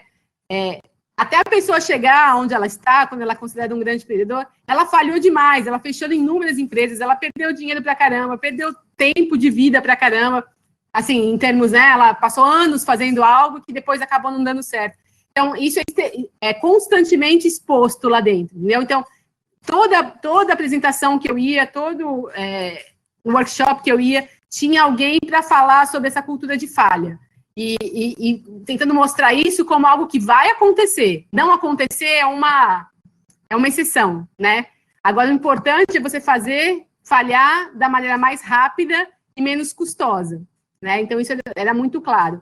E, obviamente, tentando, né, oferecer mecanismos para que você falhe menos, né? E essas metodologias todas vêm nesse sentido. Então, se você testa o mercado antes de começar realmente a produzir, a entrar, a chegar no mercado, a sua chance de falhar é menor. Então, eu tinha esses dois lados lá. Existia sempre alguém expondo quanto é normal falhar e quanto fez parte do meu processo falhar. Ao mesmo tempo, existia uma cultura de mostrar e de expor e de ensinar as metodologias para você falhar menos, né? Então, era um conjunto de coisas. Eu concordo com você, eu acho importantíssimo. Culturalmente, a gente não faz isso, né? A gente, até se você pensar no nosso sistema de educação, né, das crianças, eu tenho uma filha no 4º ano, né? O sistema de provas, de avaliação, ele é todo feito, né, para você não falhar, né? Você não pode ser penalizado quando você falha, né? Você tira nota baixa quando você falha. Então, a gente cresce achando que é errado falhar, né? Então, isso é uma coisa que eu vi muito lá nas escolas também. A metodologia de avaliação era muito diferente, o empreendedorismo com as crianças, desde muito cedo, dentro da universidade também. Então, você entrava na universidade, você tinha opções de cursos, de workshops, de empreendedorismo, assim, aos montes para você escolher. Então, você precisa deixar isso evidente, deixar isso claro, né? Para as pessoas começarem a se interessar. A gente, como pensador, não tem culpa. Eu fiz uma faculdade, né, que eu considero uma faculdade super boa, né, fiz USP, e ninguém me falou nada sobre isso, né, nunca ninguém me falou nada sobre empreendedorismo, nunca ninguém me falou nada sobre modelo de negócio, sobre patente, sobre licenciamento. A gente vai aprender isso com a vida, quando, na verdade, isso deveria ser incorporado na gente desde cedo, né. Então, essa é a primeira coisa. Em relação à plataforma de testagem, eu falo, a Bruna já escutou isso algumas vezes, esse realmente foi o maior desafio da minha vida, eu nunca passei por algo tão complexo e tão desafiador. E foram desafios dos mais diversos, assim, Cláudia, desde a velocidade com que tudo teve que ser feito. Então, assim, a gente teve que construir tudo, comprar tudo, trazer tudo muito rápido, né? Então, assim, muitas coisas, muitos problemas que a gente teve lá na frente poderiam talvez ter sido evitados se a gente tivesse feito as coisas com mais calma, com mais avaliação, mas não existia tempo para isso, né? Mesmo com toda a pressa, a plataforma ficou pronta só em julho, né? Então já tinha alguns meses de pandemia até a gente conseguir ficar pronto. Então, assim, esse foi o desafio, um grande desafio, tudo foi feito muito rapidamente, a gente não teve tempo nem de respirar. No primeiro dia que a gente abriu as portas, a gente não tinha nenhuma experiência em receber amostras, em processá-las, em como as amostras iam vir, e a gente abriu a porta e já tinham, sei lá, 3.000 amostras no primeiro dia. Eu lembro hoje como cristalino, assim, o primeiro dia de eu lá dentro, aquele monte de amostras, eu não sabia nem por onde começar. Enfim, então, assim, a gente não teve tempo de preparo, sabe? Até para treinamento e tal. E isso talvez tenha sido o maior desafio. A tecnologia, acho que menos, porque a gente comprou um laboratório, uma solução pronta, né? Então, foi só conseguir colocar mesmo as coisas para funcionar. Obviamente, as pessoas precisavam ser treinadas, tal, mas a tecnologia, ela funciona muito bem. A gente não tem, até o momento, não tem nada a dizer em relação à tecnologia em si. A gente acabou optando por usar os kits de biomanguinhos mesmo, que, enfim, são os kits da nossa instituição, e eles estavam performando muito bem, então, e a gente tem o apoio da instituição em relação à tecnologia do kit, então isso também funciona bem. Em relação às amostras, é isso, foi, assim, uma coisa de maluco, assim, porque eu tenho experiência em diagnóstico, mas experiência em laboratório privado, né, em que tudo vem etiquetado, tudo vem com código de barra, a gente passa ali, está recebida a amostra, e aqui o mundo público é completamente diferente, né, eu tenho amostras que vem escrito em esparadrapo, à mão, amostras recebidas em copos de requeijão, dentro de caixa de Nescau, enfim, das coisas mais diversas que vocês podem imaginar, a gente chegou a receber amostras de suave tubos de urina, sabe? Aqueles tubos estéreis de urina. Então, assim, a gente tem de tudo, de tudo. Isso realmente é um desafio até hoje, mas a gente trabalhou muito próximo aos LACENs, muito próximo às coletas. Então, hoje a gente tem uma situação bem mais tranquila, bem mais padronizada, ainda com muitos problemas. E aí a gente teve um tempo também para conseguir incorporar um sistema, né? Um sistema automatizado de recebimento e liberação de resultados. E foi muito difícil, porque os sistemas disponíveis no mercado, eles são para laboratórios particulares, né? E eles não aceitam essas variações enormes que a gente recebe, né? Eles não aceitam uma amostra recebida com escrita à mão no esparadrapo. Como que eu recebo uma amostra dessa no sistema? Ele não recebe, né? Então, esses sistemas disponíveis no mercado não serviam para a gente. E aí a gente teve muita sorte também de conseguir o apoio de Biomanguinhos. Eles têm um sistema que chama Biolaudo, que é um sistema desenvolvido por nós, né? E que era flexível, né? E ele foi sendo adaptado para a nossa rotina. Então, hoje, nossa rotina também, que a gente fazia tudo na mão, recebia as amostras na mão, liberava as amostras na mão, 3.000, 4.000 amostras sendo recebidas e liberadas na mão, em planilhas de Excel. No começo era assim, e hoje em dia a gente já está completamente automatizados, a gente recebe as amostras em sistema e libera. Para liberar 94 amostras, eu preciso de, sei lá, menos de 5 minutos. Hoje já está tudo disponível no GAL. Mas porque a gente teve esse apoio do pessoal de Biomanguinhos, desenvolvendo um software para a nossa realidade. Então, isso também, que muitos LACENs não têm, muitas plataformas não têm, e acabam não sendo capazes de processar grandes amostras, grandes quantidades de amostras. Então, eu posso ficar aqui falando, olha, sobre os problemas que a gente teve, mas, em resumo, foram esses. Não, fantástico, muito obrigada. Não, realmente fantástico o teu trabalho. Eu acho que é um grande ensinamento, inclusive, para o Complexo Industrial da Saúde brasileiro. Enfim, essas novas práticas, essa capacidade de testagem em larga escala, um aprendizado em tempo muito mais curto do que, enfim, do que uma situação corriqueira, né? Enfim, muito obrigada, Camila, parabéns.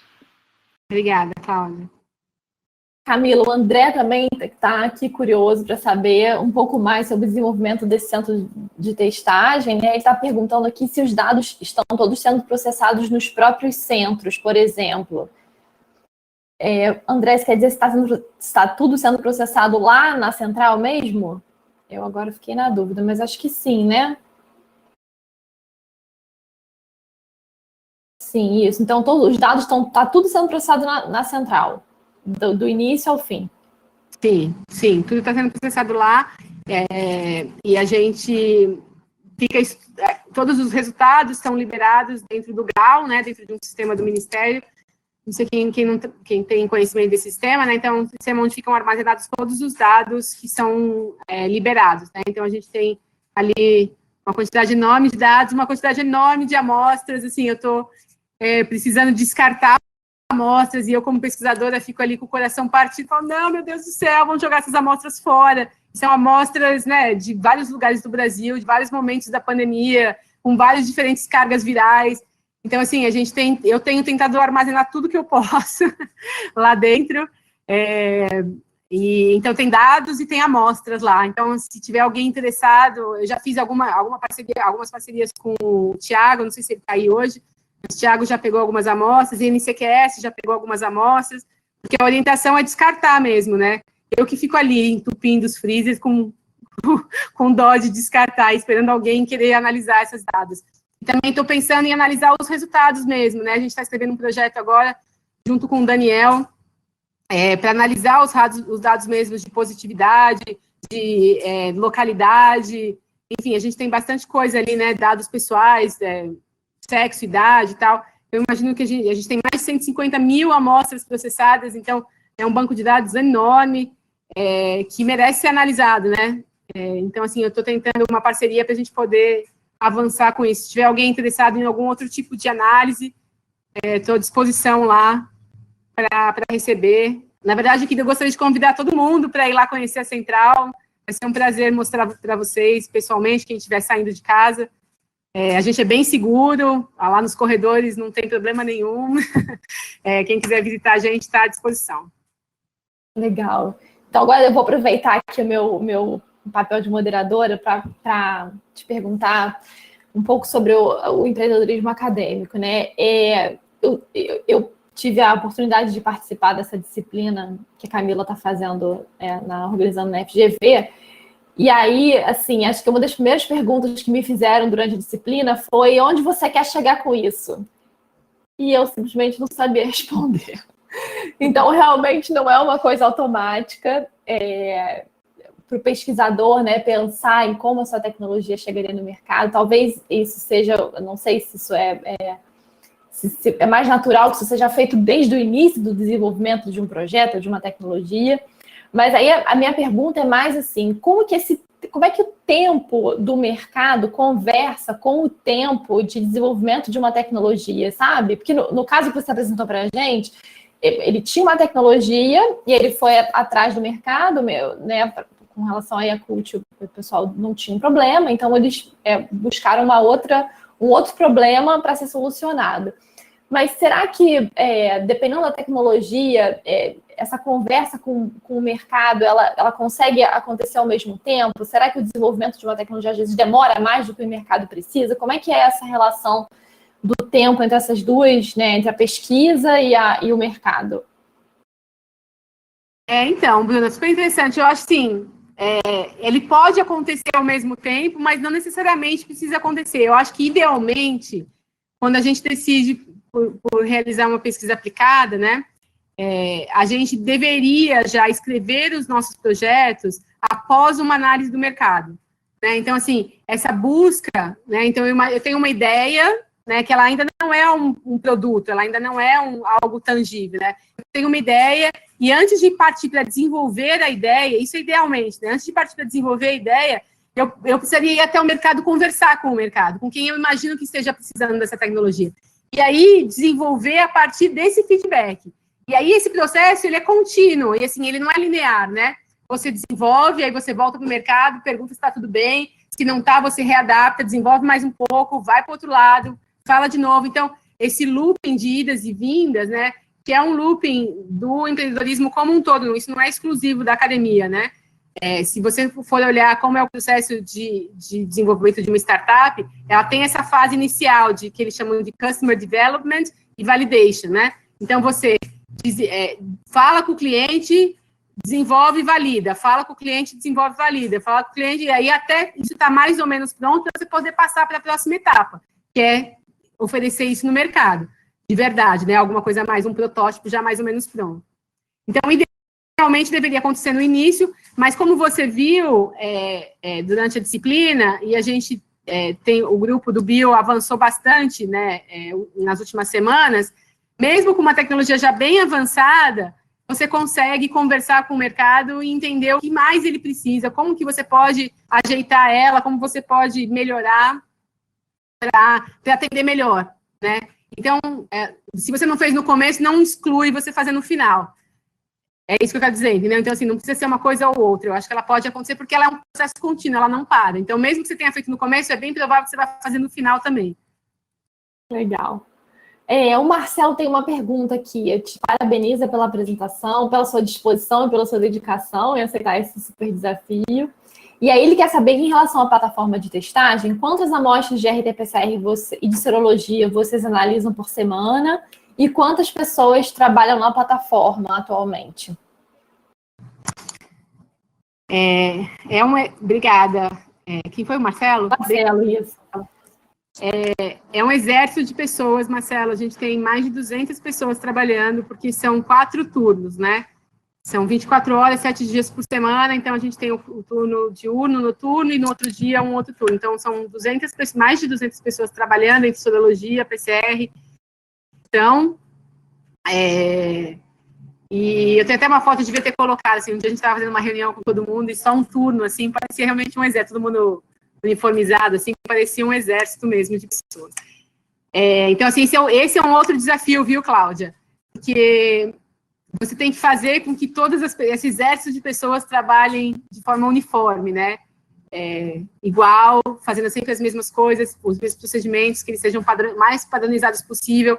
Então, você não pode contar com nada subjetivo. Então, lá tem que ser tudo muito objetivo. E a gente sabe, em biologia molecular, que às vezes você precisa analisar uma curva ali, você fica olhando para aquela curva, para você ela parece ok, para outra pessoa não, aquilo parece um background, não parece, é ruído, não é ruído.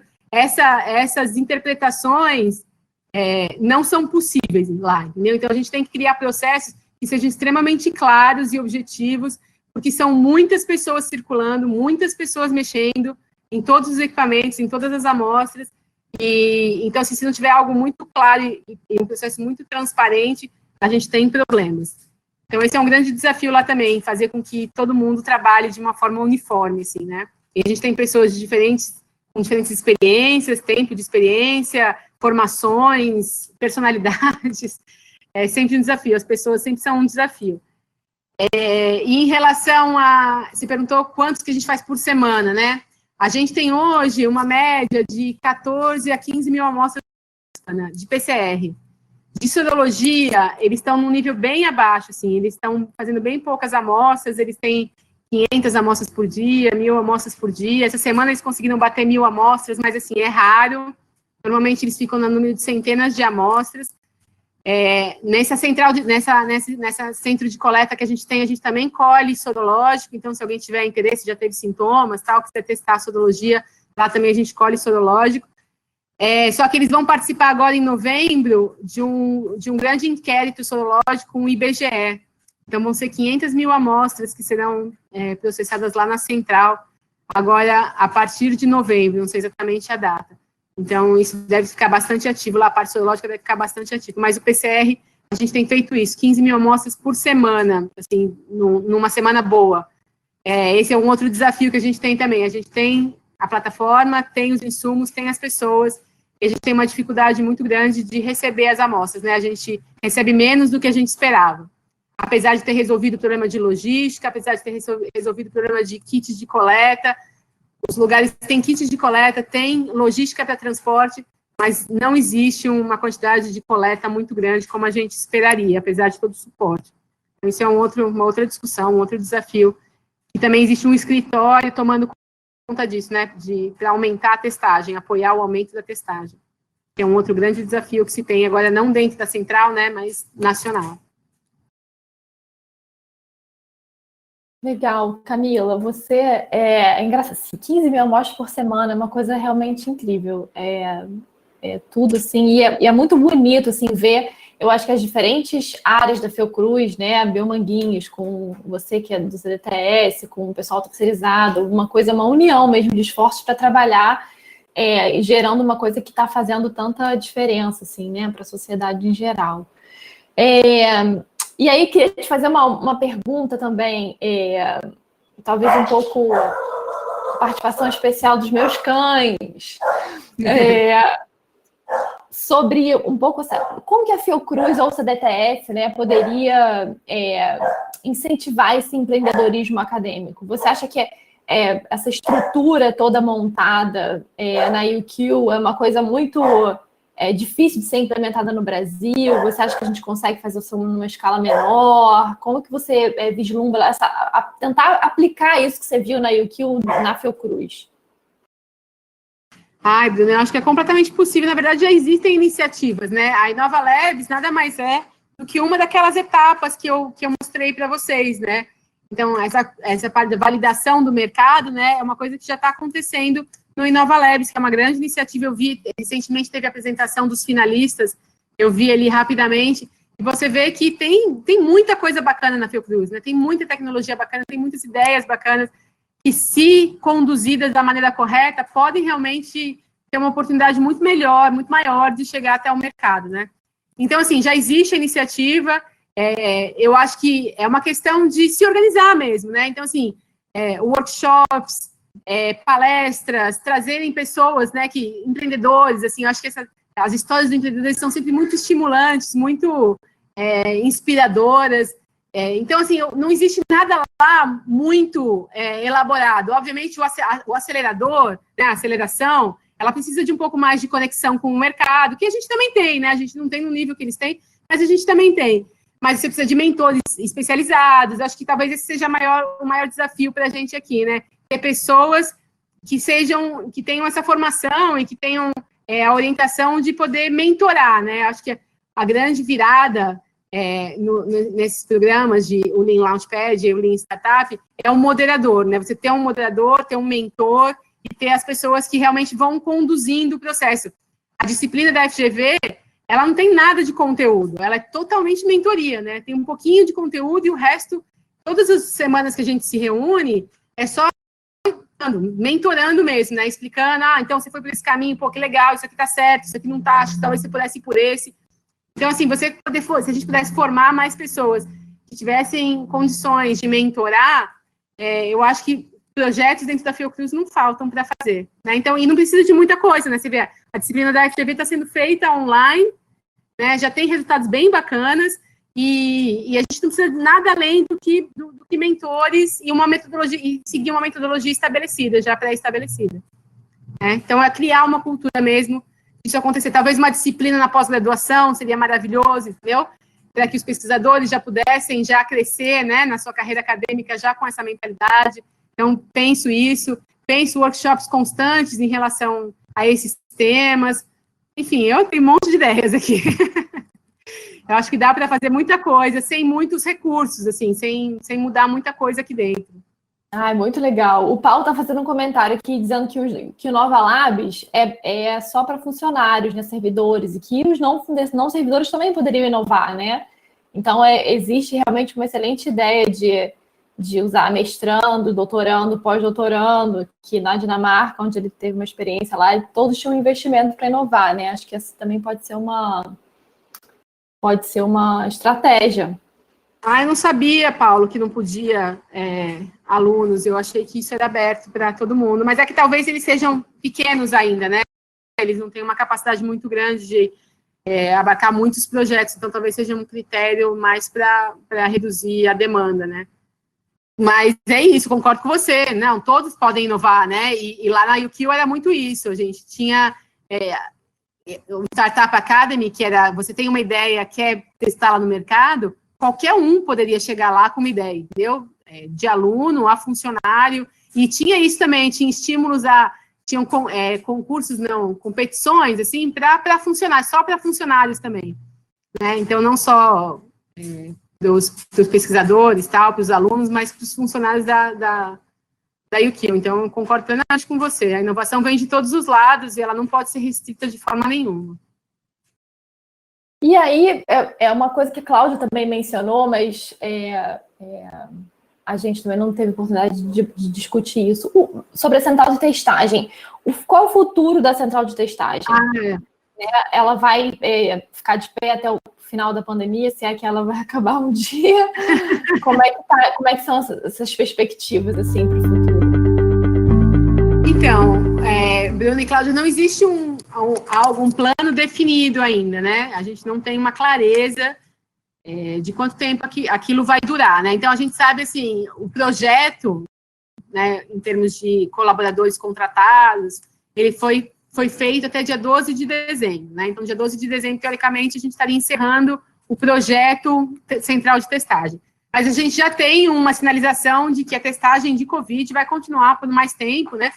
Então, já existe iniciativa de compra de mais insumos, então eu imagino que isso vai continuar pelo menos por mais alguns meses como testagem de Covid. Não sei por quanto mais tempo.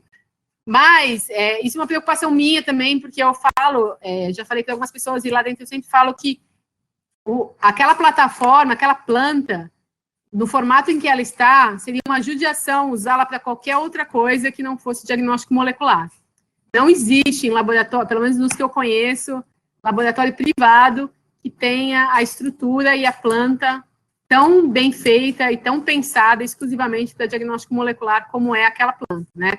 Então, os fluxos das salas, fluxo de ar, os pass-throughs, os espaços, tudo foi pensado para biologia molecular. Então, é uma judiação mesmo que isso não fosse utilizado para esse fim, ou que isso não fosse utilizado para biologia molecular. Para diagnóstico, né? E assim, então, assim, eu vejo, se me perguntar, Camila, pessoalmente, eu vejo um futuro brilhante para aquilo, né? A gente pode fazer muitas coisas lá, né? Porque a gente tem extratores de RNA, né? A gente tem, e podem ser adaptados para DNA, e PCRs em tempo real. Existe uma demanda enorme de diagnóstico molecular no Brasil todo, né? Principalmente na área pública. Então, não precisaria deixar de acontecer, de existir, assim que se é que um dia a pandemia vai acabar. A gente tem demanda de outros diagnósticos moleculares e a gente tem condições de pessoas extremamente treinadas e uma infraestrutura maravilhosa para continuar fazendo testagem molecular para o SUS. Eu acho que existe espaço. É só uma questão mesmo de alinhar essas expectativas aí. Mas eu estou aguardando. Por enquanto, é Covid, até dezembro, certeza, com grande possibilidade de continuar, e aí lutando aqui para que seja realmente incorporado outros testes e outros diagnósticos, para que a gente possa continuar como diagnóstico molecular lá. Legal, é uma pena mesmo. Realmente montar a estrutura de um laboratório de biologia molecular é difícil, é caro, treinar as pessoas, né? Foi um esforço enorme e com certeza eu pessoalmente concordo muito com você, assim, acho que tem um potencial enorme que pode muito ser explorado, né? É uma testagem molecular para o sistema público, é uma coisa que tem um valor enorme. Acho que com certeza, se tudo der certo, a gente continua testando lá no Fiocruz. Bom, pessoal, se ninguém tiver mais perguntas, eu vou agradecer muitíssimo a presença da Camila, que eu tenho certeza que deve estar várias pessoas cutucando você aí no celular para você voltar para Desliguei o celular, desliguei. Porque coordenar uma equipe de 200 pessoas não é moleza. Eu imagino, assim, a quantidade de trabalho que não está. E imagino também a excelência do trabalho, porque vindo de você isso é impossível, né? Não ser diferente. O Marcelo está fazendo aqui um comentário antes da gente acabar, que em relação à inovação, talvez fosse interessante criar uma disciplina de graduação optativa que fosse oferecida para diferentes cursos, né? Porque essa transdisciplinaridade também seria muito interessante para juntar diferentes pessoas de áreas distintas, né? Fomentando as interações. Com certeza, Marcelo, incrível, seria maravilhoso. Eu acho que é isso, a gente tem que começar ali na base, né? O que é a nossa base, né? São os cursos de graduação, de pós-graduação.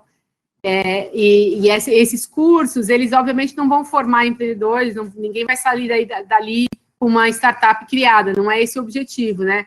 E eu acho que é importante deixar muito claro que existem diferentes fases, né, da jornada empreendedora. E esses cursos, essas optativas, essas disciplinas, elas servem para criar uma mentalidade empreendedora, né, para que você se sinta à vontade, que você conheça o que é possível, que você se familiarize com a metodologia, para que você se sensibilize para quando você entrar na carreira acadêmica, você tenha um outro olhar, né? E isso é essencial, né? Porque não adianta você ter toda a estrutura para o empreendedorismo acadêmico se o pesquisador, que é quem está ali na frente da bancada, não perceber aquilo como uma potencial inovação. Né? Então, ele precisa olhar para os seus resultados de pesquisa e falar, puxa, isso aqui pode ser diferente, né? Isso aqui pode ser uma outra coisa, isso aqui tem potencial. Então, a gente precisa que os pesquisadores que estão sendo formados, eles tenham essa percepção, né? Que a gente, pelo menos eu, enquanto fui formada, não tive essa instrução, né? Essa sensibilização.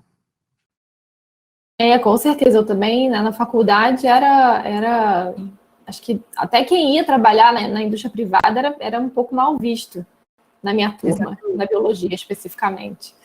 Mas a Cláudia também está colocando aqui que o FRJ oferece disciplinas online também de caráter transversal, que esse é um bom modelo, e que a Fiocruz tem um campus virtual, né? Também é uma ótima oportunidade, né? Mas é isso, pessoal. O Cláudio também está parabenizando Camila pela palestra. Foi assim, uma discussão super rica. Eu estava ansiosa assim, para ouvir um pouco também da sua experiência lá na Austrália. Acho que você coloca muita paixão em tudo que você faz, e isso é transparente, assim, na maneira como você fala.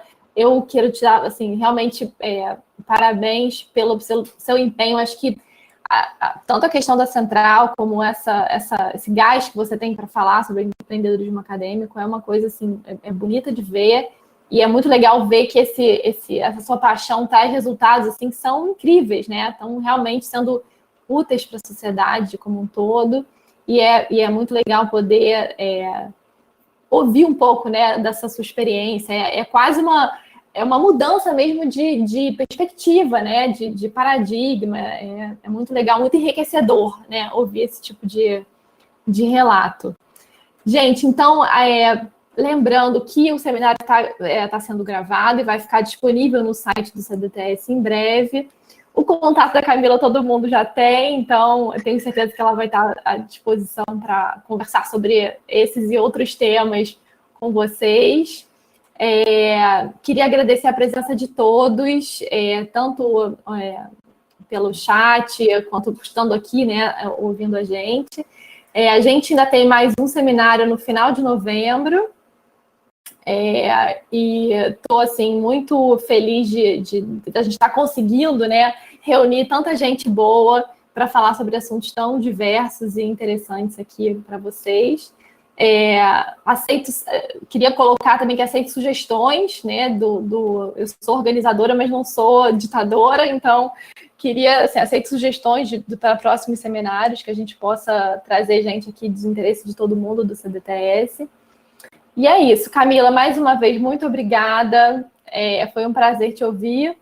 E, pessoal, a gente se vê, então, no finalzinho de novembro, com o próximo seminário. Tudo bem? Tchau, Obrigada, tchau. Foi ótimo. Obrigada, pessoal. Tchau, gente. Tchau.